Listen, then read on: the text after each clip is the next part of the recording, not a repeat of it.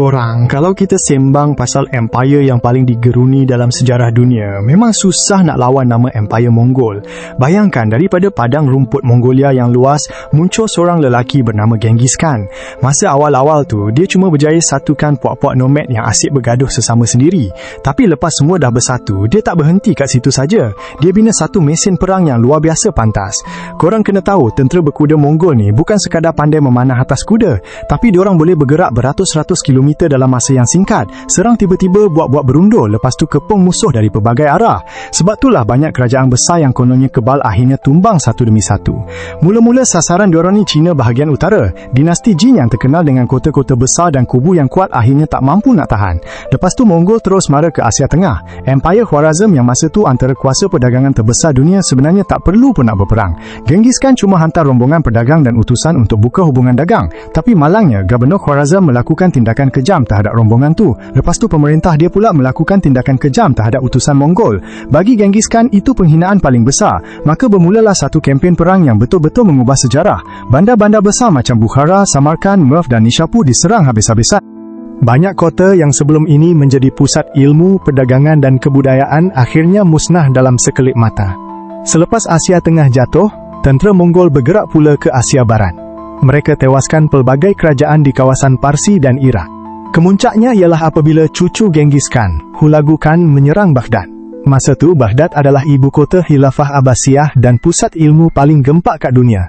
Perpustakaan yang penuh dengan manuskrip dari seluruh dunia musnah. Ramai penduduk menjadi korban dan kejatuhan Baghdad tu menandakan berakhirnya zaman kegemilangan Abbasiyah. Dari situ, Mongol terus mara ke Syria dan hampir-hampir nak tawan Mesir.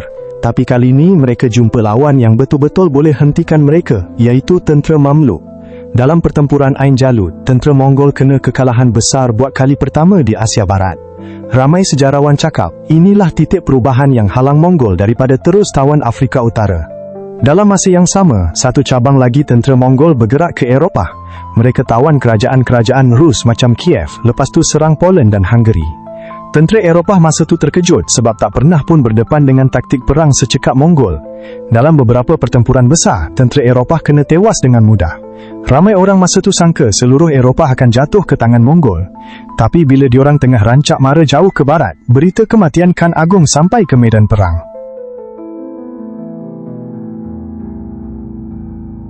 Ikut adat Mongol, pemimpin kanan kena balik untuk pilih pemerintah baharu. Disebabkan tu, kemarahan ke Eropah terhenti. Ramai ahli sejarah percaya kalau benda tu tak jadi, mungkin peta Eropah hari ini akan jadi sangat berbeza. Kat sebelah timur pula, Mongol teruskan usaha nak tawan seluruh China. Lepas perang yang panjang, cucu Genghis Khan iaitu Kublai Khan akhirnya berjaya tumbangkan dinasti Song Selatan. Buat pertama kali dalam sejarah, seluruh China berada di bawah pemerintahan Mongol. Kublai Khan kemudian tubuhkan dinasti Yuan dan perintah China sebagai maharaja. Walaupun asal-usul dia orang Mongol, dia ambil banyak sistem pentadbiran China dan jadikan Beijing sebagai pusat pemerintahan.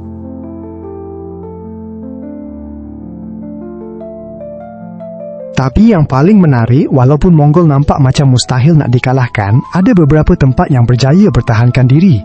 Jepun adalah contoh paling popular. Kublai Khan hantar armada laut yang besar nak serang Jepun, tapi dua-dua cubaan tu berakhir dengan malapetaka bila ribut taufan yang sangat kuat musnahkan sebahagian besar kapal-kapal Mongol sebelum sempat diorang mendarat.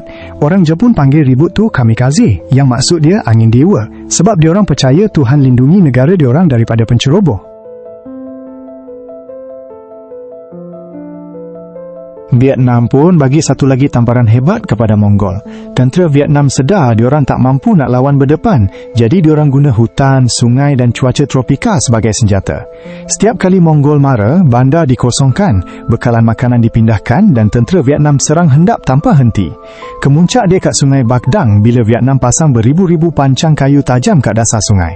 Bila air surut, kapal-kapal Mongol tersangkut dan jadi sasaran serangan. Kekalahan tu paksa Mongol berundur dan impian mereka nak tawan Vietnam berkecai.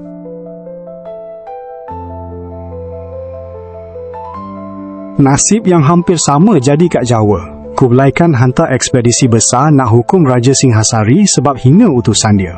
Tapi bila armada Mongol sampai, kerajaan Singhasari sebenarnya dah pun tumbang. Seorang putera bernama Raden Wijaya guna kebijaksanaan yang luar biasa. Dia buat-buat bekerjasama dengan Mongol nak tewaskan musuh dia. Lepas musuh dah kalah, Raden Wijaya tiba-tiba berpaling tadah dan serang tentera Mongol yang dah keletihan serta tak biasa dengan cuaca tropika. Dalam masa yang sama, musim angin berubah, paksa armada Mongol untuk berundur dengan segera. Akhirnya ekspedisi itu gagal, malah Raden Wijaya kemudian asaskan Empayar Majapahit yang jadi antara kerajaan paling berpengaruh dalam sejarah Nusantara.